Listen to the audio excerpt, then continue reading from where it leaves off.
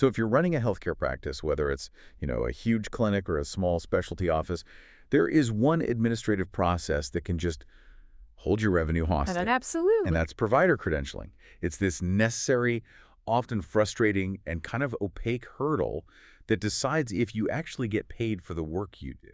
It really is the ultimate security check. You have to look at it that way. Yeah. Payers, and we're talking Medicare, Medicaid, private insurers, they are intense gatekeepers. Right. They scrutinize every single application, and not just for a valid license. They're trying to ensure patient safety and, really critically, prevent fraud. So today we're taking a deep dive into credentialing red flags. We've gone through the source material to create a kind of shortcut for you, focusing on how to spot and, more importantly, fix the common mistakes that lead to costly delays, denials, and even rejections. And our mission here is really preventative. The data we've seen just confirms this central truth. The root cause for, the vast majority of these stalls is just inconsistency. Inconsistency. Yes. Anything that looks incomplete, questionable, or just irregular is a signal the payer has to investigate. And that investigation, well, it instantly translates into months of revenue delay for your practice. Okay, let's unpack that. I think we should start with the 3 fundamental pillars of concern for any payer. These are the big ones, the major risk indicators that get an application rejected right off the bat. Incomplete or outdated documents, unexplained gaps in practice history, and of course, a history of disciplinary actions. Let's start with the most common one, and honestly, probably the most aggravating: incompleteness. The simple stuff. The simple stuff. These are just basic administrative failures that, show a lack of due diligence. We're talking about missing initials on an attestation page, a signature that's not dated, or simply leaving a required question blank because maybe it seemed irrelevant. So it's always those small details that stall the whole process before it even gets to the serious setting stage. Okay. And there's a really high-stakes warning for federal programs, right? Oh, yes. With Medicare specifically, failure to cooperate with their site inspections can lead to immediate enrollment denial. And what does that mean exactly? They'll schedule a visit to verify your practice location is legitimate, that it's operational. If you miss that appointment or deny them access, the application just stops, dead in its tracks. Wow. Okay, so moving on to the second pillar, let's talk about analyzing a provider's practice history.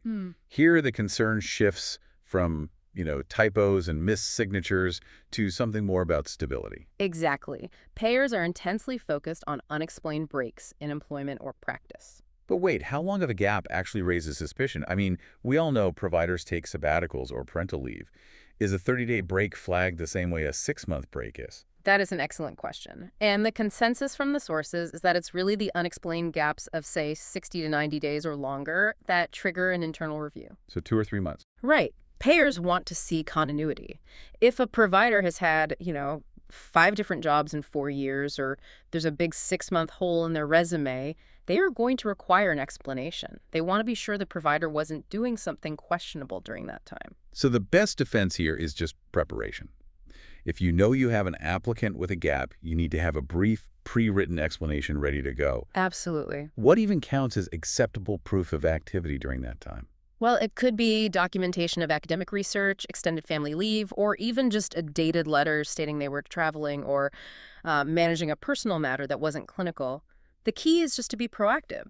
Yeah. Submit that explanation with the original application. So you remove the need for the payer to send an inquiry letter 3 months down the line. You've got it. It saves everyone time and keeps the process moving. Okay, finally, let's cover the most significant risk indicator, the disciplinary marker. Malpractice history or license issues. And this is where the nuance really, really matters. A license suspension is almost always a hard stop. That's an immediate rejection. Right. But the system views a resolved old malpractice judgment very differently than it sees a pattern of repeated issues or an active sanction. So how do payers weigh those risks? If I settle a malpractice suit civilly a decade ago, is that viewed the same as a current active investigation? No, not at all. The severity is wildly different. Payers are generally looking for evidence of systemic quality issues. A single resolved civil settlement from 10 years ago might require a detailed explanation, sure, but it probably won't halt the process. What they're really worried about is a pattern. A pattern, exactly. Or, most critically, sanctions imposed by a state medical board, things that involve limitations, probation, or, revocation of practice rights.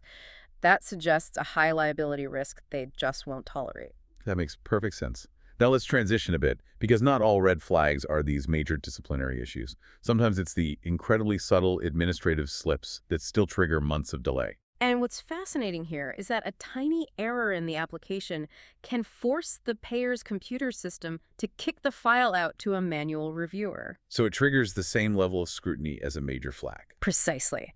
We're talking about critical but simple errors, like placing a provider in the wrong practice taxonomy. Practice taxonomy. Okay, that's a great technical detail, but for a lot of our listeners, they might not grasp the immediate financial implication of that. So what exactly is a taxonomy, and why does getting it wrong cause a denial? The practice taxonomy code is essentially a standardized classification system. It defines the type, specialty, and area of expertise of a healthcare provider. It's how the payer identifies what services you are authorized to bill for. Okay. So say you classify a board-certified cardiologist using the taxonomy code for, like, a general practitioner. I see where this is going. That mistake means that every single specialized cardiology procedure they bill for will automatically get rejected. Exactly. It creates an instant mismatch between the provider's credentialing profile and the services they actually deliver. So you get high denial rates because the payer thinks the provider is billing outside their scope, or worse, trying to deceive the system. An administrative detail with just severe financial consequences. And beyond taxonomy, the sources detail even smaller things. Logistical errors that create friction, like forgetting to report a minor name or address change, or even having multiple providers in the same clinic sharing the same email or phone number. It sounds so minor, but those things defeat the payer's internal system logic, which is built on unique identifiers. If the system flags two different providers sharing contact info, it might assume it's a duplicate file or an integrity issue. And the result is? Manual review and delay. Every time. And we should probably remember this isn't just a one-way street of mistakes. Industry data shows frequent payer errors, too. Oh, for sure. Things like providers being incorrectly dropped from networks or being categorized with the wrong start date, which then triggers claim denials on the back end. And then the provider has to spend all this time proving the payer made the mistake. Exactly. But to protect ourselves, we have to focus on what we can control. And that leads us to the critical vetting mechanism. This is where we get into the background checks. Payers are not just relying on the documents you send in. They're actively accessing high-stakes federal databases. This is where it gets really technical and really critical. They routinely check two essential databases to verify the applicant's integrity. What are they? First, the National Practitioner Data Bank, or NPDB. The NPDB. Yep. This is the clearinghouse for malpractice payments and adverse actions taken against healthcare practitioners. So we're talking licensing actions, clinical privilege restrictions, that kind of thing. Checking the NPDB is mandatory for payers. And the second one, which is arguably the most severe scrutiny trigger. That would be the OIG-SAM exclusion lists. The Office of Inspector General, the OIG, maintains these lists, and they identify providers and entities that are barred from participating in all federal healthcare programs, Medicare and Medicaid included. What kind of conduct actually lands a provider on the OIG exclusion list? That sounds like a career-ending flag. It is a hard stop. The offenses that trigger inclusion are extremely serious.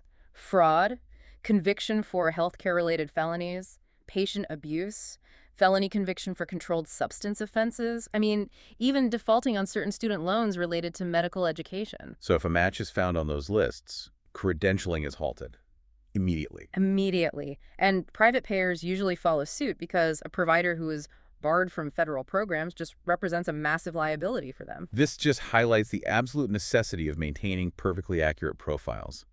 And we should probably talk about the technical mechanism that sits behind all of this, which is CAQH ProView. Absolutely. CAQH ProView is the standardized, centralized data repository that most payers use to collect provider information. It holds your credentials, your practice locations, licenses, insurance coverage. It's the single source of truth for them. It is. So if your CAQH profile is inconsistent or outdated or shows a missing element, that error will ripple out across every single payer connected to that system and trigger delays everywhere. Now, we have to acknowledge that requirements are not the same across the board, right? While the core items, license, insurance, are universal, The logistical headache of submitting the information is anything but. That is the reality of the process. Medicare uses the standardized 855I form. But if you're dealing with the big private insurers, Blue Cross, Aetna, Cigna, they often have their own proprietary online portals, each one requiring slightly different data inputs. And then you have Medicaid. And then you have Medicaid, where you have state-specific documents and timelines on top of the federal requirements. Managing compliance across all these different systems is a constant logistical challenge. Okay, so let's pivot from identifying all the problems to proactive quality control. Given this complexity and the severe consequences of an error, what is the best defense strategy? The best strategy is to audit yourself as if you were the payer before you hit submit. I like that. We recommend a multi-step checklist. First, verify all licenses, DEA numbers, board certs, insurance policies. Make sure they are current and attached. Second, use a really thorough onboarding checklist to ensure every single question on the form is answered, not just the mandatory fields. I think we sometimes forget how powerful just a second set of eyes can be. It's so important. I highly recommend having a colleague or your credentialing specialist review the application packet, just looking for those inconsistencies. Like what? Well, if the practice address listed on the CIQH profile doesn't match the address on the DEA certificate, that's a red flag. If the graduation date on the medical license doesn't match the date on the application form, that's a discrepancy that will trigger a review. Simple things. Simple, but they have to be perfect. So beyond the initial submission, let's talk about ongoing compliance. We mentioned that providers are re-credentialed every 2 to 3 years. But there's a much tighter, more crucial deadline imposed by CMS that I think a lot of practices don't consistently meet. That's the mandatory immediate reporting requirement. CMS requires that providers must report any location, ownership, or licensure changes within 30 days. 30 days. That is a very tight window. It is, especially if your clinic just acquired a new satellite location or had a change in ownership structure. Failure to meet that 30-day requirement is a very common source of later claim denials. That tight deadline really justifies the need for continuous proactive auditing then. You shouldn't just wait for a payer to tell you your 2-year re-credentialing is due. You absolutely should not. You should be internally auditing your profiles, especially CAQH, on a quarterly basis. Every 3 months. At least. Check that the current license status and malpractice coverage align perfectly with what the repository shows. Staying current is the only way to consistently meet that 30-day CMS requirement. And now, let's bring this all home. This entire administrative discussion, it really leads to one thing: the revenue impact. We need to clearly quantify the financial risk for you, the listener. And the financial risk is enormous.